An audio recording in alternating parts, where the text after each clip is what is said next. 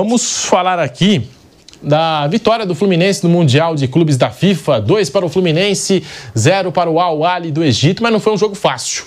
Muito pelo contrário, as duas equipes tiveram boas chances. O Fluminense teve 2 bolas na trave. O Fábio praticou boas defesas, impediu aí alguns gols, algumas tentativas do Al Ahly. Vitória do Fluminense 2-0. Gol dele de pênalti. John Arias, o Vampeta que ontem falou no programa, hein? John Arias vai ser decisivo. E o iluminado John Kennedy, 2 para o Fluminense, 0 para o Al Ahly. O Flusão garantiu a sua vaga para a final do Mundial de Clubes da FIFA. Muito boa tarde para você, Vanderlei Nogueira. Análise desse jogo, a classificação do Fluminense para a final do Mundial, Vanderlei. Bom, vencer é ótimo, né? Sem dúvida. Agora, não jogou bem. Eu não achei que o Fluminense jogou bem. Vacilou muito durante a partida, poderia ter perdido a partida. Não perdeu porque foram bem imprecisos os jogadores da equipe do Egito. E por isso, mas tem mérito. Venceu, passou, está na final do Mundial de Clubes, que é importante para o Fernando Diniz, importante para o Fluminense, sem dúvida. E vai aguardar o adversário, possivelmente deve ser o time do professor Guardiola. Para ter sucesso, vai ter que jogar muito mais do que jogou contra o adversário de ontem, sem dúvida. Vai ter que jogar muito mais. Mas a fase do Manchester não é boa. Pode não ser boa, mas é infinitamente uma equipe superior ao time brasileiro. Eu já falei aqui, vou repetir, uma conquista será uma zebra mundial. Pode acontecer? Claro que pode. E se acontecer, o Fluminense tem que ser recebido no aeroporto no Rio de Janeiro, até pelo Cristo Redentor. Será realmente muito importante. Mas chegou na final. É isso. Chegou na final. Eu não acredito que se perder será uma derrota vexatória. Não acredito nisso. Eu acho que a vitória deve pender para o time inglês, que vai jogar, digamos assim, o suficiente, a operação padrão, para ganhar, porque é bom ganhar. Vitória tem que ser saborosa, tem sabor doce, eu sempre digo isso aqui. Mas, de qualquer maneira, chegou, mereceu, passou. O pênalti está sendo discutido até agora, muitos acham que não foi um pênalti bem marcado, outros dizem que dava para marcar. Enfim, na dúvida, ganhou o time brasileiro, está na final do Mundial. E eu repito, isso não é pouca coisa para a torcida do Fluminense, que deve estar muito ansiosa para o jogo final da competição. Mauro César, muito boa tarde para você. O Fluminense está na final do Mundial de Clubes da FIFA. Mauro, boa tarde. Boa tarde. Eu não curto muito esse torneio, né? Uma das razões é o exagero, né? Na supervalorização. Eu acho que é legal acompanhar, cobrir, uma oportunidade de você ter um intercâmbio com times que não são grande coisa na maioria das vezes, mas são times de outros continentes que a gente não vê, que a gente não convive, e a chance de o campeão sul-americano enfrentar o campeão europeu e tal, independente de ser o melhor time europeu do momento, que isso também acontece. Às vezes o melhor time do momento, ele não é o campeão, perde ao mata-mata, Champions League, mas no caso do City não, foi o melhor time da última temporada, inegavelmente, ganhou a tríplice coroa, ganhou tudo que podia praticamente. Então, o Fluminense, se o City passar, hoje, pelo Arrowhead, vai enfrentar um adversário difícil, ao contrário do que acontece em outras temporadas. Aconteceu quando o campeão, às vezes, quando o próprio Corinthians ganhou, o Chelsea ganha a Liga dos Campeões, e quando ele vai ao Mundial, já estava eliminado da outra edição da Liga dos Campeões, já tinha mandado o técnico embora, e o técnico de então, que era o Rafa Benítez, estreou um jogo antes. 2 jogos antes, aliás. Fez um da Champions, que já estava eliminado praticamente, e confirmou a eliminação, e um jogo contra o Sunderland, antes de viajar lá para o Japão. Então, você pode ter um pouco de sorte aí nesse contexto, né? Existe uma situação muito clara, nas últimas 13 edições, antes dessa, os sul-americanos sequer chegaram à final, fracassaram Internacional, Atlético Mineiro, Atlético Nacional de Medellín, River Plate, Palmeiras e Flamengo. 6 de 13 edições, ou seja, quase a metade das vezes, nas últimas edições, os times da América do Sul nem foram à final. Então, é relevante sim o Fluminense ter se classificado, sem dúvida alguma. Só que, como é um time brasileiro jogando contra times de outros continentes, surge aqui na imprensa brasileira um negócio abominável, que é a quase obrigação de torcer pelo time. Jornalista não tem que torcer. Eu não exercício da função, não tenho que ficar aqui torcendo pelo Flamengo. Você pega lá o vídeo de Flamengo e São Paulo. São Paulo e Flamengo. Eu estava na cabine junto com o Nilson. Aí o Nilson postou um vídeo do gol de São Paulo. Aí uns babacas pegaram o vídeo e falaram, não, olha só, o Mauro César, a cara dele. Aí eu peguei o vídeo do gol do Flamengo, do Bruno Henrique, coloquei lá. Olha a cara mesmo. A cara pode se achar de feio, bonito, bobo, palhaço, o que for. A cara é a mesma, porque você está diante do microfone, você não muda de expressão. Você não está torcendo. O Bruno aparece toda hora lá no vídeo. Você vai ver a reação nenhuma. Ele não vai socar a mesa, não vai comemorar gol, porque ele não está ali para isso. Agora, se ele estiver no fora do ar, vendo o time dele, tem o direito de torcer. Você tem, ou tem qualquer um de nós. Então, na hora de fazer a análise, a gente não pode ficar contaminado por isso. Ontem eu já achei duríssimo acompanhar a transmissão, que eu acho sempre muito chata. Pode ser o Flamengo também. Acho uma porcaria. Uma transmissão de torcida, forçando a barra e até tentando esconder da gente o que nós estamos vendo. E ontem o Fluminense não fez um bom jogo, isso tem que ser dito. O jogo não foi bom. O Fluminense sofreu 20 finalizações de uma equipe, na minha opinião, bem treinada, organizada, que sabe o que fazer, mas os jogadores... O nosso amigo Percival, né? Percival, para mim é Percival já. O que aquela criança perdeu de gol? O que ele fez escolhas erradas, assim? E eram chances com 4 contra 3, 3 contra 2, 5 contra 4, em superioridade numérica, em velocidade. Teve uma jogada no segundo tempo que um rapaz recebeu a bola, o outro passou igual um avião para a direita, parecia um Rodinei dos bons tempos. Passou ali com o avião, como diria o Vidal, e ele jogou a bola na esquerda para ninguém. Até na transmissão os caras agradeceram, tipo, que bom que ele errou. Enfim, o Fluminense então fez um bom jogo, a vitória e o resultado muito melhores do que a atuação. Eu vejo muita gente tentando encontrar virtude, claro, mandou bola na trave e tal, mas as chances claríssimas foram do Al-Hilal. Fluminense muito vulnerável. O lado do Marcelo, que para mim também foi um pênalti que não existiu, ele foi ali bem, porque ele cavou o pênalti, deu certo, então ele foi bem. Mas eu acho que errou o árbitro polonês, para mim não houve pênalti, ele põe a perna no Percival lá, engancha a perna e com o outro pé, o esquerdo, ele dá um salto. Até gritando, você vê atrás do gol que já gritando, e o cara vai lá e marca o pênalti, o Ares bateu, o Fluminense fez 1-0 e venceu o jogo. O gol do John Kennedy, que é ótimo, já é um momento que o time egípcio já está se mandando para o ataque, as coisas vão... Mas você vê a diferença de qualidade, né? A finalização do John Kennedy, a perfeição, né? Quando ele corta e bate no canto do goleiro e faz 2-0. E as chances muito mais claras que os egípcios tiveram, que perderam, foram várias. Então, acho que quando um time oferece tantas chances a uma equipe como essa do Al-Hilal, que tem lá suas virtudes, mas também tem defeitos gravíssimos, especialmente individuais, na minha opinião, é porque não jogou bem. Não jogou bem. E o Fluminense, para jogar contra o City, se o City hoje não aprontar nenhuma zebra, o Fábio fechou o gol, né? O Fábio muito bem, André muito bem e Martinelli muito bem. Achei até Felipe Melo. Entendeu? O Felipe Melo salvou algumas bolas, mas por outro lado, ele faz parte desse sistema defensivo que toda hora está exposto. Toda hora está exposto. O lado esquerdo era uma avenida. E os caras não fizeram gol ontem no primeiro tempo, especialmente porque erraram demais, assim, chances cara a cara, finalização na hora errada, passe na hora errada, finalização em cima do goleiro, algumas difíceis porque foram a queima-roupa. Então eu não acho que o Fluminense fez um bom jogo, acho que o resultado foi muito melhor do que a atuação, mas é relevante ter chegado à final, não entra nessa lista de vexames aí dos times que nem chegaram à decisão, então isso é importante, é relevante. É lógico que o torcedor tem que alimentar o sonho e a esperança de uma grande vitória contra o City, mas eu acho que para esse jogo o Fernando Diniz ele tem que esquecer um pouco os conceitos do dinizismo e pensar num time mais pragmático, um time mais organizado. Acho discutível jogar Marcelo, jogar o Ganso, jogar todo esse pessoal veterano, inclusive, contra o City, se for o City de fato, sempre falando na condicional, né? Porque embora seja improvável o City perder, é futebol, a gente não pode descartar a possibilidade, o jogo ainda vai acontecer. Mas eu não achei boa a atuação do Fluminense, não. Achei uma atuação aquém do que o time pode apresentar, especialmente pela vulnerabilidade e a quantidade de contragolpes que concedeu ao Ali. Foram vários, assim, com muito espaço, com muita opção, e os caras não aproveitaram.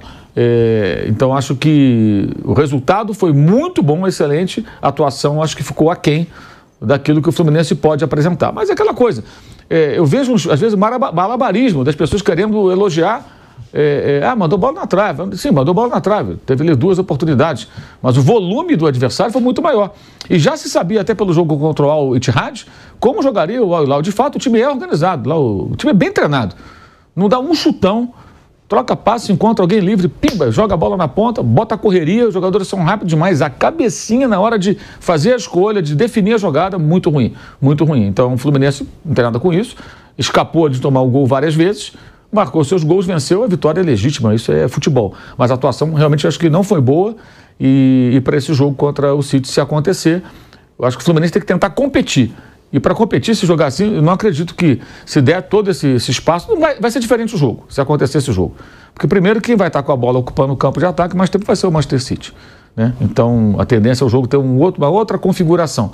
Mas mesmo assim, se o Fluminense jogar da maneira que jogou, eu acho que contra uma equipe mais qualificada vai ser bem complicado. Ontem, até fiquei pensando, se fosse o Al-Ittihad, não sei se seria tão eficiente fazendo as jogadas na velocidade. Mas uma daquelas bolas do pé de um Benzema dificilmente perderia o gol. Porque foram assim, gols feitos que o Al-Ahly perdeu.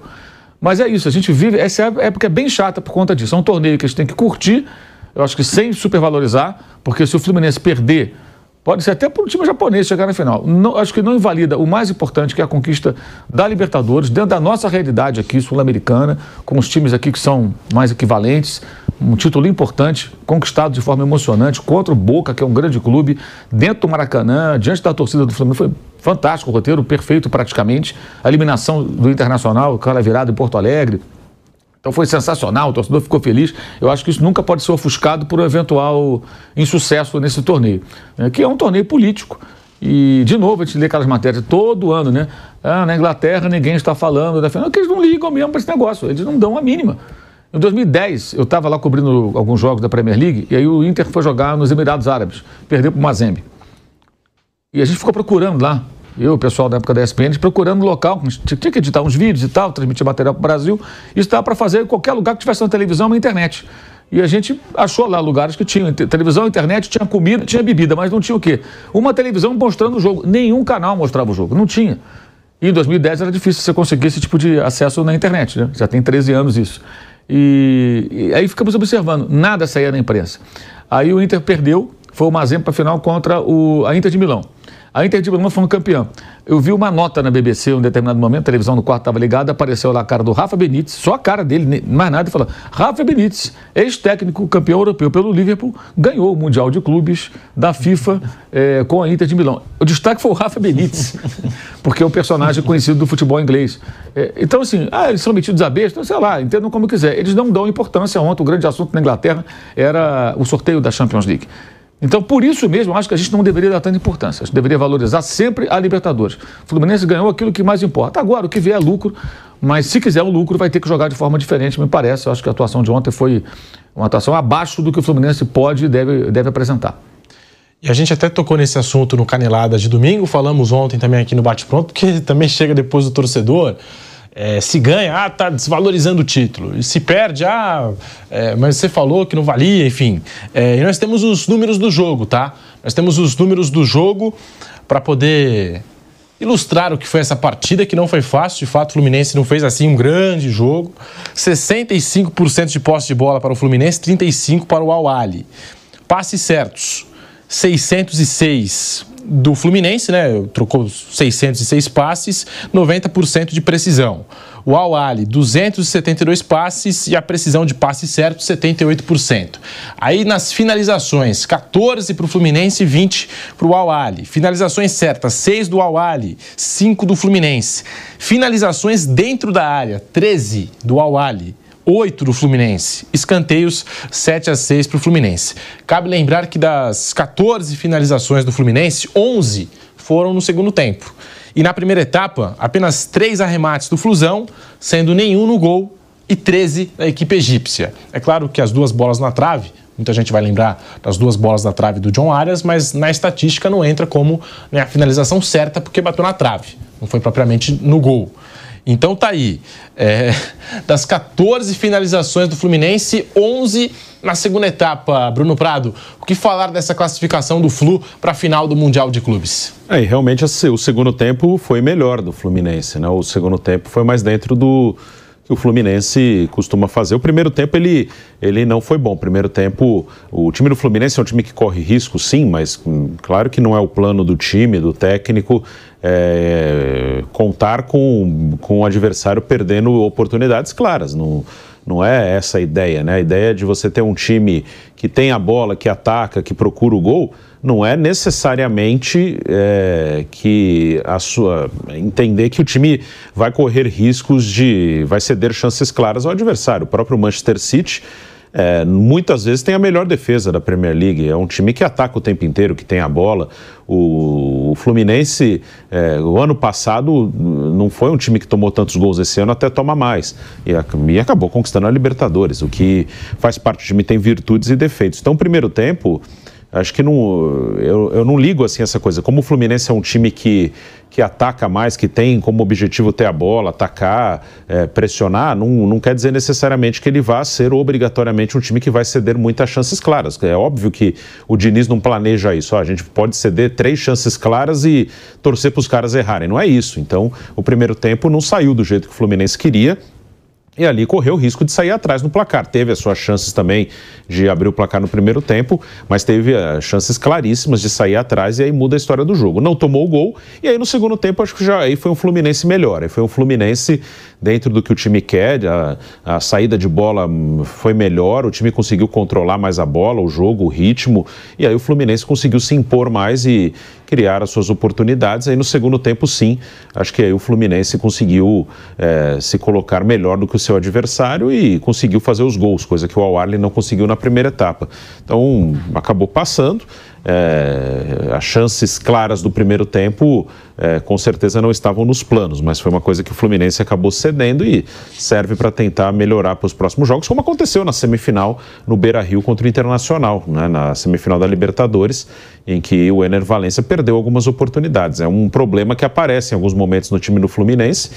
E contou também, além da eficiência do time, de aproveitar a chance, como aproveitou no Beira-Rio com o Cano e o próprio John Kennedy, contou com a ineficiência do adversário, como muitas vezes o Fluminense, o São Paulo, enfim, os times do Fernando Diniz, muitas vezes eles criaram muitas chances, perderam e o adversário foi lá numa bola e ganhou. Então faz parte, mas é uma coisa que para uma decisão o Fluminense vai ter que cuidar melhor, que realmente se você der 2, 3 chances claras para o Manchester City, eles não vão perder. Então o primeiro tempo não foi bom, o segundo tempo eu acho que já foi mais com a cara dos bons momentos do Fluminense e aí ele conseguiu construir o resultado.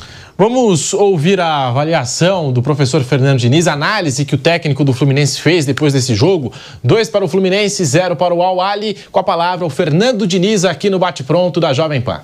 Eu acho que o jogo, a gente começou a partida por ser uma estreia nossa do Fluminense, o peso do campeonato um pouco mais nervoso que o habitual. Jogando contra um time que já tinha jogado nesse campo, o campo está muito diferente do campo de treinamento. A gente vai tentar ajustar isso, o campo está muito baixo, a bola está muito viva, muito mais rápida do que a gente treinou aqui. Então isso também foi um fator que deixou a gente um pouco inseguro para tocar a bola. E a gente acabou cedendo alguns contra-ataques que a gente não costuma ceder para o time deles, que é um time muito forte, muito rápido e muito bem treinado.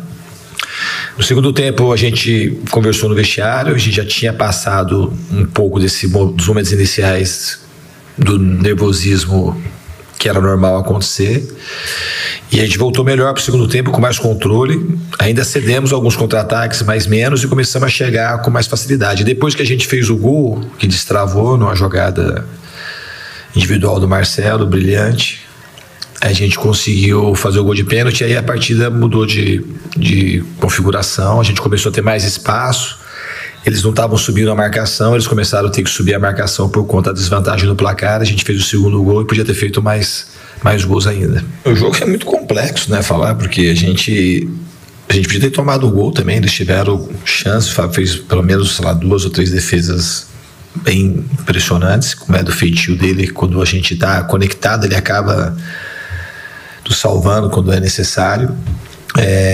Mas o time tem uma característica muito forte de não desistir, esse time.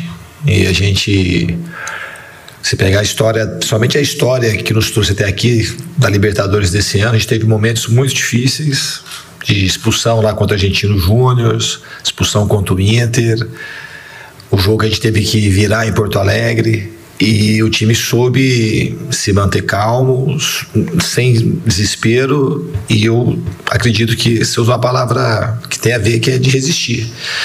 Resistir e perseverar, persistir. Chega a ser teimoso às vezes o time, um time que não desiste, e eu acho que foi premiado. Tá aí a palavra do Fernando Diniz, o Fluminense, que é o 9º time brasileiro a disputar uma final de Mundial de Clubes da FIFA. E o John Kennedy, de novo, decisivo, mais uma vez saiu do banco de reservas, garantiu uma vitória para o Fluminense num duelo eliminatório. E nós temos até os números do John Kennedy. Participou de gols em todos os últimos 7 confrontos de mata-mata do Flusão. 7 jogos, 3 apenas como titular, 5 gols, 2 assistências, 7 participações em gols, portanto, e 45 minutos em média para participar de gol. De novo, o John Kennedy sendo decisivo. Os números estão aí na tela, Bruno Prado. John Kennedy balançou as redes e, basicamente, o segundo gol ali garantiu, colocou o Fluminense na final do Mundial de Clubes.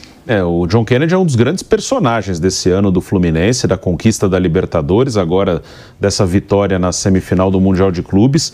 É um jogador que tem muita qualidade, é um jogador que é frio para finalizar no gol mesmo. Ontem ele corta, leva para a perna esquerda, bate muito bem. É um jogador muito bom, ele só não é um titular absoluto por uma questão tática em alguns momentos. O Diniz já o colocou como titular, junto com o Ganso, com o Arias, com o Keno, com o Germancano, mas para a final da Libertadores e agora para essa semifinal ele optou por uma formação com o Martinelli no meio, que até acho que é uma formação melhor para o Fluminense, apesar do talento do John Kennedy, que é muito grande. Mas é um titular do time também, é um cara que o Fluminense conta com ele para os grandes jogos, para os momentos decisivos, e ele tem correspondido muito bem. É uma das grandes histórias, acho que, do futebol brasileiro em 2023. É um garoto talentoso, tomara que siga. Ontem o Marcelo acabou sendo decisivo, o Felipe Melo foi bem, o Cano é mais um finalizador, né? O Cano teve uma boa chance de gol, mas o Cano é mais aquele que a avaliação fica em cima dos gols ou não. Mas eu gostei dos garotos, acho que o André e o Martinelli foram muito bem. O André é um cara que eu gosto muito, o Martinelli fez uma ótima partida, o Martinelli que foi ganhando o seu espaço durante a temporada. Ele era reserva, mesmo com essa formação com mais um no meio. Antes era o Alexander que jogava, que vinha bem até ter uma lesão no joelho. Aí ficou um espaço ali, o Lima jogou algumas vezes, outras vezes essa formação mais ofensiva com o John Kennedy, mas nessa reta final do ano o Martinelli ocupou esse espaço e está muito bem. Então o André, o Martinelli e o John Kennedy, né, 3 jovens num time que tem muitos jogadores veteranos, acabaram sendo decisivos. São caras que ajudaram bastante o Fluminense. Eu gostei muito dos 3 na partida de ontem. Vanderlei Nogueira, John Kennedy de novo, sendo decisivo aí, e até num lance, como disse o Bruno Prado, parecia que não tinha muito espaço ali, estava bem marcado e tudo mais, ele consegue a finalização, consegue o segundo gol do Fluminense, Vanderlei. É um jogador extremamente importante, né? Ele entra e como é que é aquela história? Só faz gols. É uma coisa... Ele entra e resolve o problema. É um jogador extremamente importante, não é titular do professor Fernando Diniz, mas ele tinha que usar a cabeça e usar um pouco mais esse tipo de jogador. É bom porque todo mundo acha que é ótimo tê-lo assim, é um jogador que quando a coisa aperta ele entra, mas eu fico imaginando na cabeça de um jogador como esse, poxa, eu gostaria de começar jogando, ter muito mais minutagem, como tem sido dito muito por aí. Eu acho que é um jogador muito bom, importante, tem sido útil para o Fluminense e ele passa para a história. Né? O fato de levar o time, ajudar o time a ir para a final dessa competição vai constar lá num capítulo bonito do Fluminense. Ele é um jogador importante, é adorado pela torcida, está num estágio de prestígio muito elevado e fica a expectativa agora. Né? Eu acho que nunca cresceu tanto a torcida pelo futebol japonês, né? Porque aí a coisa fica um pouco mais fácil. Eu continuo dizendo que o Fluminense já não fez vexame. Vai para a final e chega na final da competição, vai ficar registrado. Ganhar é algo que eu, sinceramente, não espero isso. Eu espero só que ele dê jogo, mas não espero uma vitória. Se acontecer, vou prestigiar e fazer as homenagens que cabem a um time que ganha uma conquista desse porte. Mas eu acho que o torcedor do Fluminense, eu sei que é duro pedir isso, tem que ter um pouquinho os pés no chão. Vai enfrentar um grande favorito. O futebol permite essas emoções.